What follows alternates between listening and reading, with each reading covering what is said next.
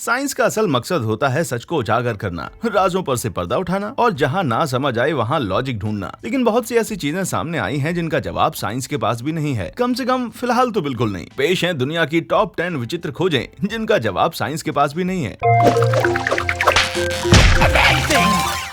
Number 10, लोंगयू की गुफाएं। लोंगयू की मशहूर गुफाएं चीन के जीजियांग प्रांत के सुदूर अंदरूनी हिस्सों में स्थित शियान बीचुन गांव में पाई जाती हैं। पहली नजर में ये गुफाएं किसी प्राचीन सभ्यता के मामूली अवशेषों से कुछ खास नहीं दिखती, लेकिन ये बहुत से ऐसे राजों और कहानियों से घिरी हुई हैं जिनका जवाब वैज्ञानिकों के पास भी नहीं है। माना जाता है कि 1994 में खोजी गई इन कृत्रिम गुफाओं का निर्माण आज से 2 से 3 हजार साल पहले किया गया था। इस लिहाज से ये चीन के सभी राजवंशों से कहीं ज्यादा पुरानी है। और हैरानी की बात तो ये भी है कि इन गुफाओं में ऐसी कमाल की इंजीनियरिंग का इस्तेमाल हुआ था जो उस जमाने के हिसाब से असंभव लगती है। ये गुफा अंदर से बहुत ज्यादा चौड़ी और ऊंची है। बिना मशीनों के इतना विशालकाय ढांचा बनाने के लिए हजारों लोगों की जरूरत पड़ी होगी, जिनकी दिन रात की जबरदस्त मेहनत से ही ये करिश्मा मुमकिन हो पाया होगा। हर एक सतह, दीवार और छत पर छेनी से बारीक समानांतर रेखाएं उकेरी गई हैं। गुफा का स्ट्रक्चर इतना टिकाऊ है कि सदियां बीत जाने के बाद भी इसमें कोई खास डैमेज नहीं नजर आता। साथ ही अगर ये भी ध्यान रखा जाए कि ये सारा काम गुप्त अंधेरी गुफा में सिर्फ मशालों की रोशनी में किया गया था, तो ये पुरातत्विक रहस्य और भी ज्यादा गहरा हो जाता है। सच तो ये है कि अभी तक इन गुफाओं को बनाने वालों के बारे में कोई पुख्ता जानकारी नहीं मिल पाई है। खोजे जाने पर गुफा में पानी भरा हुआ था और इसका निर्माण करने वालों ने अपना कोई भी रिकॉर्ड या सबूत नहीं छोड़ा था। गुफा की दीवारों पर बने रेखा चित्र ही उनकी संस्कृति के बारे में जानकारी हासिल करने का हमारा इकलौता जरिया है। नंबर 9,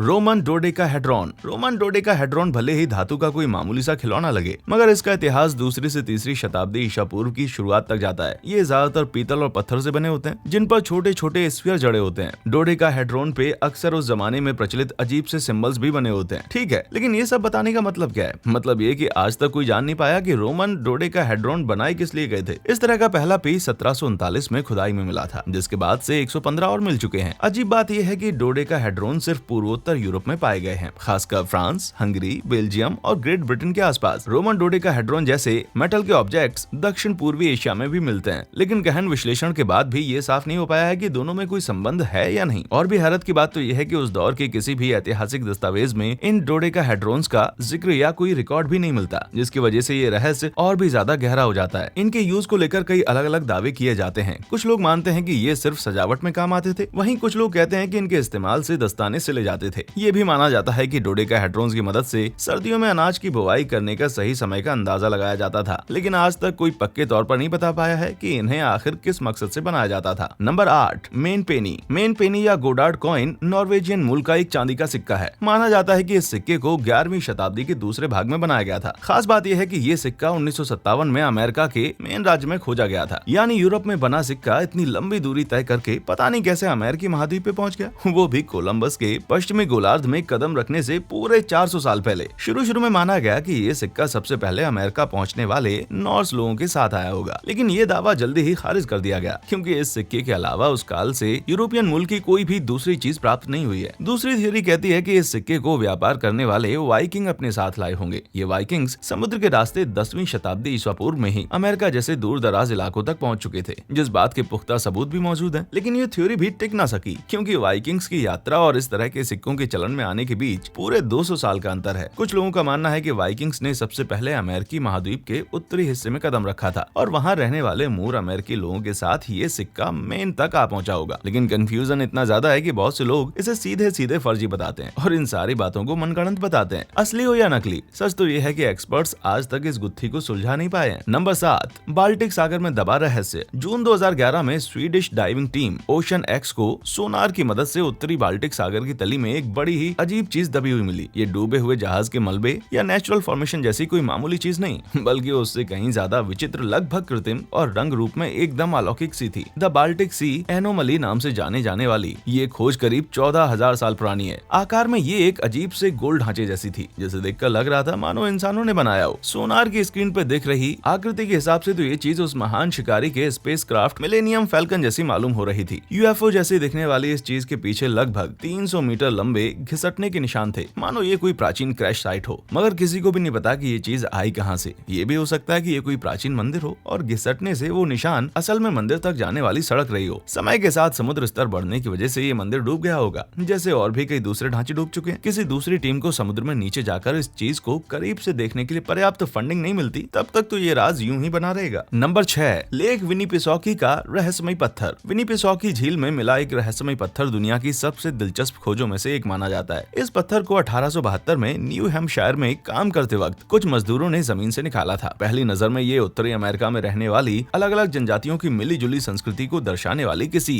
कलाकृति की तरह लग रहा था, लेकिन 1994 में इस पत्थर पे की गई कामगिरी की करीब से जांच करने पर पाया गया कि इसमें एकदम सटीक तरीके से ड्रिलिंग की गई थी। सभी सुराख एकदम परफेक्ट और एक ही साइज के थे। प्रागैतिहासिक अमेरिका में प्रचलित हाथ के औजारों से ऐसी सटीक ड्रिलिंग कर पाना मुमकिन नहीं है। शायद ये छेद 19वीं शताब्दी में प्रचलित किसी पावर टूल से बनाए गए थे। अगर ये किसी की शरारत थी तो फिर बात अलग है, लेकिन इस पत्थर की उम्र और इस पर छेद करने वाले औजार के काल आपस में मेल नहीं खाते, इसलिए ये नहीं कहा जा सकता कि ये पत्थर इतिहास के किस काल से ताल्लुक रखता है। पत्थर की उम्र का सटीक अंदाजा हो जाए तब भी ये बता पाना मुश्किल होगा कि इस पे ड्रिलिंग किस काल में की गई। आधे वीडियो तक तो हम आ गए हैं, पर जरा 2014 में गलती से खोजे गए इस अजीब से ट्रांसपेरेंट ऑब्जेक्ट पर एक नजर डालिए। इर्रेगुलर शेप की इस चीज से हल्की हल्की नीले रंग की चमक निकलती है। काफी समय तक पता नहीं लग पाया कि ये आखिर है क्या, लेकिन अंत में इस रहस्य से पर्दा उठ ही गया। क्या आप बता सकते हैं? ट्राई कीजिए। अगर आप ये गुत्थी एक्सपर्ट से जल्दी सुलझा लें तो नीचे कमेंट्स में हमें जरूर बताइएगा। नंबर 5, बुद्धिमान काई। बुद्धिमत्ता किस चीज को कहते हैं? क्या सोचने समझने की शक्ति बुद्धिमत्ता है, या चीजों को महसूस करने की काबिलियत बुद्धिमत्ता है? जैसा कि आप देख सकते हैं, बुद्धिमत्ता के उदाहरण देना आसान है, लेकिन उसे परिभाषित करना उतना ही ज्यादा मुश्किल है। इसकी वजह यह है कि ऐसे बहुत से मामले हैं जो अक्सर बुद्धिमत्ता के कंसेप्ट की हमारी समझ को झकझोर देते हैं। अब भुखड़ी जैसी इस चीज के अनसुलझे रहस्य का उदाहरण ले लीजिए। ये लिस्ट की दूसरी एंट्रीज की तरह हैरत अंगेज तो नहीं है, लेकिन इनका जीवन चक्र आपको सोच में जरूर डाल देगा। पीली जेली जैसी ये चिपचिपी चीज तरह तरह की सतहों पर रेंगने में सक्षम है। जब कोई खाने की चीज मिलती है तो ये केमिकल्स का रिसाव करके अपना रास्ता चिन्हित करती है, उसके बाद सबसे सीधा रास्ता चुनती है। इसमें मस्तिष्क नहीं होता, फिर भी अपनी अनोखी बुद्धिमत्ता के इस्तेमाल से ये कठिन रास्ते सुलझाती है, नक्शे खींचती है, रास्तों का पालन करती है और अपने इर्द गिर्द के माहौल का विश्लेषण भी करती है। ये काई इस तरह से सोचने में कैसे सक्षम हुई? इस जीव के अलग अलग गुण इससे पहले के कई जीवों में पाए जाते थे, लेकिन इसके सोचने की मौजूदा प्रणाली आज भी एक रहस्य है। ये जीव साबित करता है कि बुद्धिमत्ता के बारे में हमारी समझ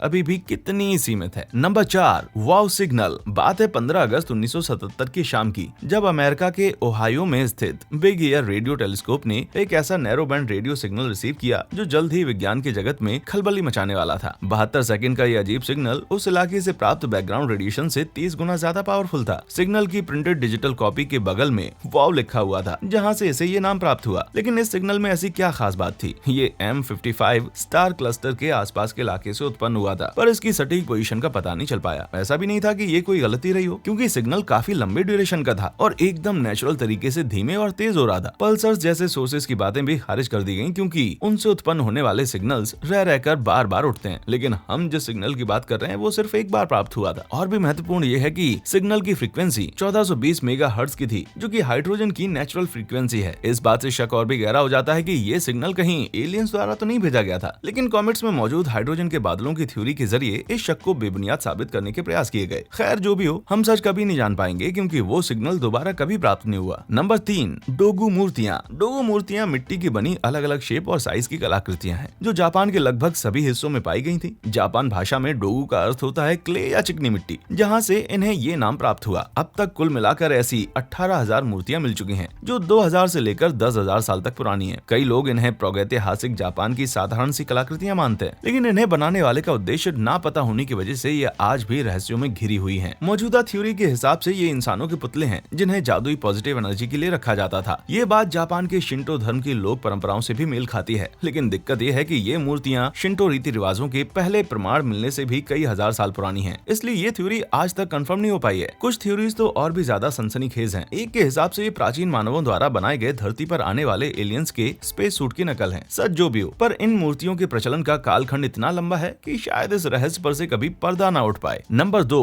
वॉयनिक पांडुलिपि। वॉयनिक पांडुलिपि आज तक के सबसे रहस्यमय दस्तावेजों में से एक है। ये एक किताब है जो ऐसी अनजान भाषा या कोड में लिखी है जिसे आज तक कोई नहीं पढ़ पाया। 1912 में दुनिया के सामने आने वाली इस किताब को इसका नाम इसके मालिक विल्फ्रेड वॉयनिक से मिला। कार्बन डेटिंग से पता चलता है कि इसे 15वीं शताब्दी में तैयार किया गया था। किताब के चंद पन्ने पलटते ही साफ हो जाता है कि इसमें मौजूद सामग्री कितनी अलौकिक सी है। किताब में अजीब से राशि चिन्ह, बिना कपड़ों की औरतों की तरह तरह के चित्र और अजीब से पेड़ पौधे और जानवरों का वर्णन मिलता है। ये इतनी रहस्यमय है कि अभी तक इसमें प्रयुक्त भाषा डिकोड नहीं हो पाई है, और हो सकता है कि इसमें बस उलझुल उलूल बातें लिखी हूँ। जी नहीं, क्योंकि ध्यान से विश्लेषण करने पर पता चलता है कि किताब की भाषा की शैली एकदम इंसानों की भाषा की शैली जैसी है। कुछ लोगों का मानना है कि यह फर्जी है, शायद वॉयनिक ने ही इसे गढ़ा हो और असल में इसके कोई भी मायने नहीं हो, लेकिन किताब में मौजूद जटिल लेख और विस्तृत चित्र और कार्बन डेटिंग से ज्ञात कागज की उम्र इस दावे को गलत साबित करती है। ये तो रही किताब की मीनिंग की बात। यहाँ तो ये भी रहस्य नहीं खुल पाया कि इसे आखिर किसने और क्यों लिखा था। Number 1, zodiac concrete slab. 2013 में ब्रिटिश कोलंबिया के मिशन में स्थित एक घर के पास मिली पत्थर की एक रहस्यमय सिल को ज़ोडिएक कंक्रीट स्लैब नाम दिया गया। जैसा कि नाम से जाहिर होता है, इस सिल पर तरह तरह के राशि चिन्ह और ज्योतिष विद्या से जुड़े चिन्ह बने हुए हैं। अभी तक आधिकारिक तौर पर यह साफ नहीं हो पाया है कि ये सिल आखिर है क्या और कहां से आई। ये जमीन से बस थोड़ी ही गहराई पर प्राप्त हुई थी, इसलिए माना जाता है कि ये हाल ही में जमीन के नीचे पहुंची होगी या किसी ने इसे जानबूझकर गाड़ा होगा। इस पर बने चित्रों से तो यही लगता है कि इसे किसी असल मकसद के लिए बनाया गया होगा, बस यूं ही लुक के लिए नहीं बनाया गया।